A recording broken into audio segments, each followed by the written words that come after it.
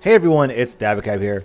So the Junkenstein's Revenge Brawl basically proved that PvE works in Overwatch. You don't always have to have PvP content. It is perfectly viable to have players versus an environment encounter in Overwatch. I think Junkenstein's Revenge is a great first attempt. They do a lot of cool things right. They have some cool original ideas. But, you know, there's still a lot that they need to learn. There's a lot that they need to improve. It's basically a good first step in a very long journey. And I really want to see Blizzard take these ideas and polish them and improve them. So to that end, I thought that I would give them a little bit of inspiration and list out the 5 biggest things that I think Overwatch needs in order for PvE to be a viable, exciting part of the game that really draws players in and, you know, makes people buy the game just for the PvE content. Number 5, this is a big one. I am honestly kind of shocked that Blizzard hasn't really incorporated this into both the Junkenstein's Revenge Brawl and just brawls in general, is that PvE events need rewards. I've heard a lot of people saying that you should get a loot box for your very first brawl win, and I agree. It'd be a great way to boost numbers, to encourage people to play, and it makes sense. I mean, it's a new brawl every week. Is it really that big of a deal to give players a free loot box every week? I don't think so at all. So, you know, with the Junkenstein's Revenge Brawl, they had achievements, and achievements were definitely, you know, a good thing to go for. I spent a couple hours trying to get all the achievements, which I did, and it was fun doing that. But, you know, kind of the problem with achievements is that they're a one-off thing. You don't really, you know, have a constant urge to keep getting it once you've gotten the achievement. And, you know, they could really go off the wall with this. I mean, everyone's been going crazy about the Mercy skin, which you can get from loot boxes. What if they made it so that the only way to get the Mercy skin is to unlock all of the Junkenstein achievements? And then once you get all those achievements, bam, you get the Mercy skin. That'd be a really cool reward that's really fulfilling, and, it, you know, it really encourage people to go into the brawls and play those a lot. Also, I can kind of imagine some sort of like Hearthstone-esque quest system where, like, let's suppose that they come out with a bunch of other PvE modes, and there's like, you know, 10 or 11 different PvE modes, Junkenstein's Brawl and a bunch of other ones, and every week Blizzard picks one as the highlighted PvE encounter of the week, and if you beat that one encounter that week, then you get, you know, a loot box or something like that.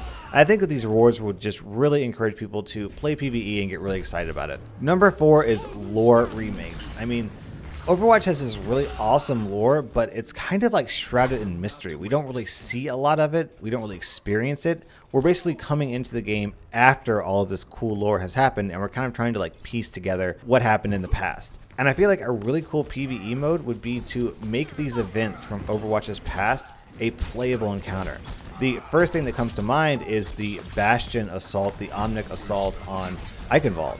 You know, like you get to play as a bunch of Reinhardts defending against waves after waves of like hundreds of Bastions. And, you know, you could go really crazy with it and give the Reinhardts really crazy abilities like, you know, invincible mode where they go invincible for 20 seconds. I mean, why not? It's PvE. It's not a big deal if you give players super strong abilities like that. Another example is the Winston cinematic where he's defending his base against, you know, all the Talon operatives. So you could have a cool encounter where you're like Soldier 76 and Winston and Tracer, and you are defending the base against Talon operatives who are invading and trying to hack the system, and you've got to kill them all after wave. And I feel like this would be a really cool way to just incorporate lore and let players experience the story firsthand. So I think that's got a lot of promise. I think it would be a really cool way to fuse together game mechanics and lore and just let players experience it firsthand and see what Overwatch was like, see how Overwatch came to be.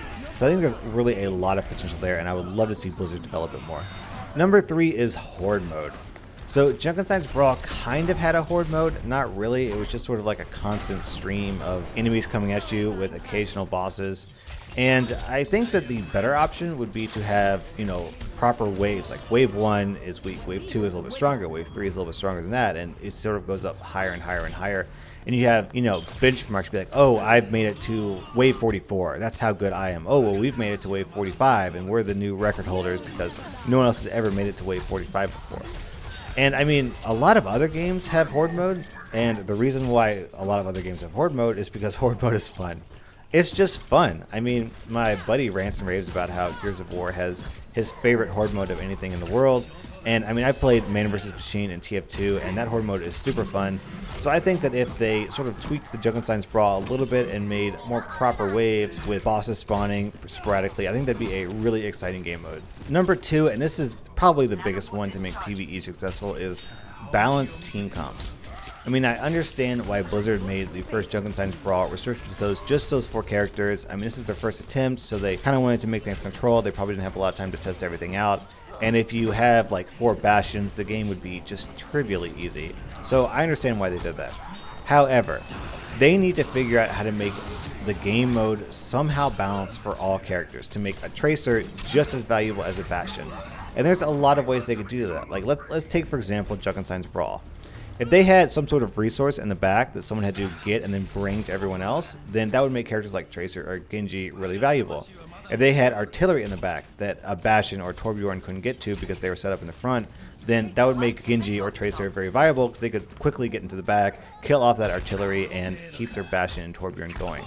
So, you know, there's just a lot of things you can do, a lot of really subtle, really easy techniques that can make each character viable in their own unique way. You just need to make the game, you know, more dynamic, more diverse, more interesting. And I think one of the biggest things missing from Junkenstein's Brawl is that moment where you're like with your friends and be like, okay guys, how are we going to do this? What is our team comp? What are we going to try? Let's try out, you know, oh, I saw on Reddit that Bastion plus Symmetra plus Genji plus Ana was really good, so we should try that out. And it's like, no, I think we should try, you know, 4 Mays, because that'll slow them down. So just, I would like to experience that strategy. I would like to be able to talk with my friends and try and figure out what works. And, you know, it's sad that it's not there. And I really hope Blizzard understands that that's something that's missing from PvE and adds it into the game. All right, number 1, the single biggest change that would make PvE super exciting would be a resource or progression system. So actually, I don't know if you know this, but back at one point in Overwatch's past, before anyone even knew it existed, Overwatch had like a talent tree based on our understanding where each hero had a bunch of talents they could choose from. Like the example that we know of is that Reaper had a talent where whenever he used Wraith form, he healed up to full. So it kind of makes you wonder, you know, what were the other talents for Wraith form? Maybe one allowed you to cancel it early. Maybe another one made you twice as fast. Maybe another one made the duration longer. You know, I mean, it's kind of hard to say. You know, another one could have made you able to reload while you're in Wraith form. We don't know because it was never live, so we can only speculate. And it makes sense why this isn't in the game, because in a FPS game, fights are over so quickly. They're over in a split second. Like any fight that lasts longer than like 5 seconds is kind of dragging on in the FPS world. So, you know, you can't really make decisions, really informed decisions in that short amount of time. I mean, let's compare it to like a MOBA like League of Legends or Dota. In those games, you have time to learn what the other person is doing. Like you're laning, you see they pick this ability, so now you know, aha, they have that ability. Then they go back and they get an item, you see, aha, they have that item. So you have time to adjust and learn their strategy. But in an FPS, just things are so fast paced that you don't really have time to think or realize about what the other person's talents are. If there's like hundreds of talent combinations, then you can't really make informed decisions about how to attack someone. So I think it makes sense that those things were not added to the game. But in PvE, that doesn't matter, right? You don't really need to know what your allies' talents are because all you need to do is just kill the enemy robots or whatever. So I think that a resource or progression system would really make PvE content super exciting. You could, you know, kill a wave and you get experience or gold or whatever, and then you use those to level up your character, get more damage, get a new ability, make your old abilities more powerful. You could spend resources to like buy turrets or build fortifications or repair damaged walls. I mean, I kind of imagine really complicated decisions where it's like, okay, I'm a tracer and I see that there's resources dropped way over the other side of the map, and I want to go pick them up so I can make my team stronger so we can use these resources to level up. But my team is really struggling with this boss over here, so do I help them kill the boss and let those resources despawn? Or do I quickly dash across the map, pick up those resources, and try to get back really quickly? And I think that would add just a lot of really cool strategy. I like the idea of players gathering resources and trying to figure out how to spend them as a team. Should we buy a turret? Should we buy a wall? Should we spend these to level up our damage? You know, Reinhardt's really carrying us through this. Should we spend all our resources to level up the Reinhardt? You know, those are just really cool. They're exciting. I think players would find them to be super fun, and this isn't like a novel idea. This isn't a crazy idea. This is tested. This is proven. There are tons of Horde PvE game modes that have resource and progression systems, and people love them. They're exciting and they're interesting.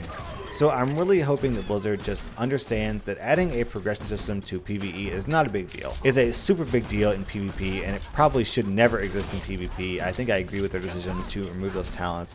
It's just way too complicated for a game as fast-paced as an FPS.